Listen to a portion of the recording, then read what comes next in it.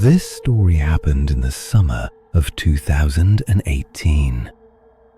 Nate and his girlfriend had promised to take their niece to an amusement park, and his good friend Roger was also joining them with his own girlfriend.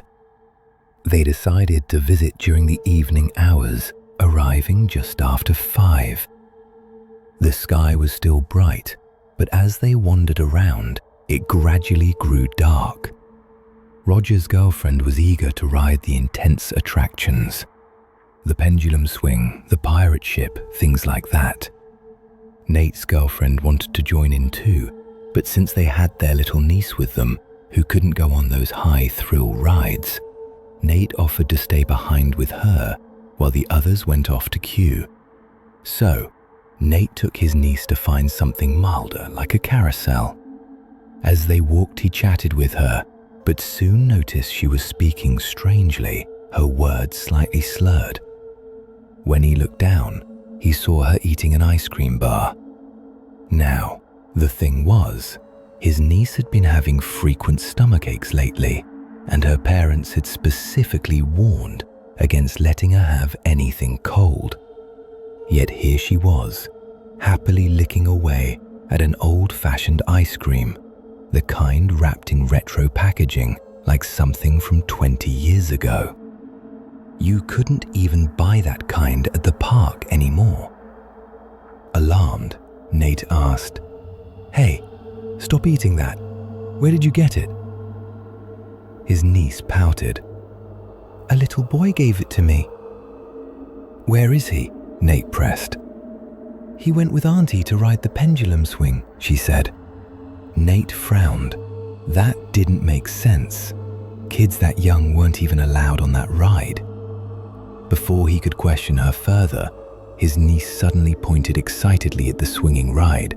"Look, the little boy is flying with it." Nate crouched down, following her gaze. But there was nothing there. Now thoroughly unsettled, he hurried his niece to the carousel, glancing over his shoulder the whole way.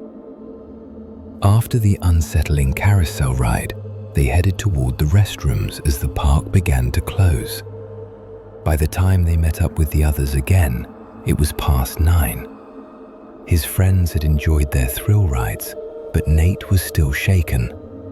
Because even on the carousel, his niece hadn't stopped talking to an empty horse beside her.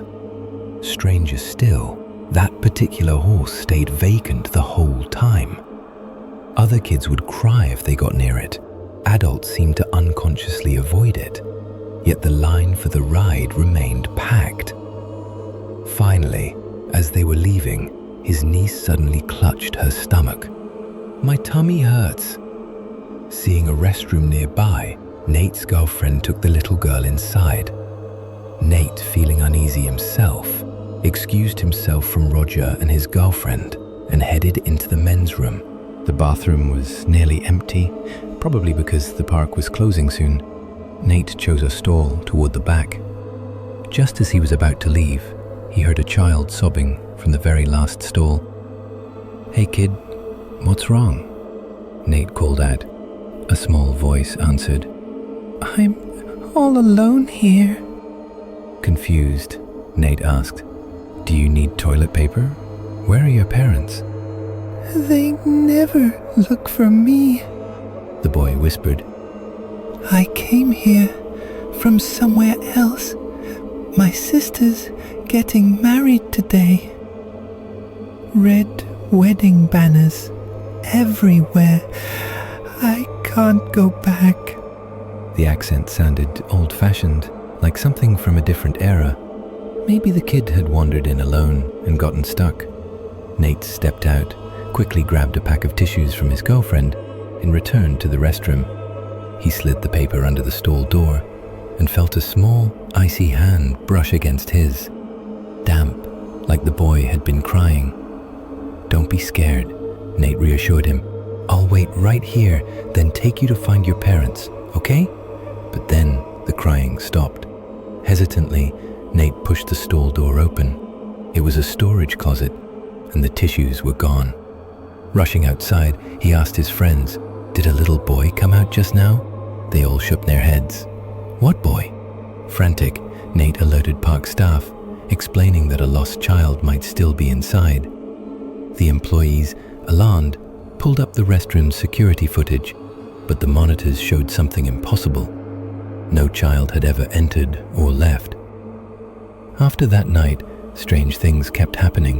Whenever Nate drove after dark, his GPS would glitch, always redirecting him to an old residential area he'd never visited before. It wasn't just his car or phone either. Even passengers' devices rerouted to the same place. Finally, at his family's urging, he consulted a spiritual medium. After inspecting his car, they found something tucked beneath the seat, a rotted ice cream stick, so brittle it nearly crumbled at the touch. "Destroy this, and the disturbances will stop," the medium said, but Nate didn't let them take it. Instead, he drove to that mysterious address, the one his GPS kept leading him to. He'd never been to the place, but the constant rerouting made it feel like he knew it by heart. There, he dug a small hole, placed the stick inside, and covered it gently. In his heart, he believed he'd kept his promise. He'd taken the little boy home.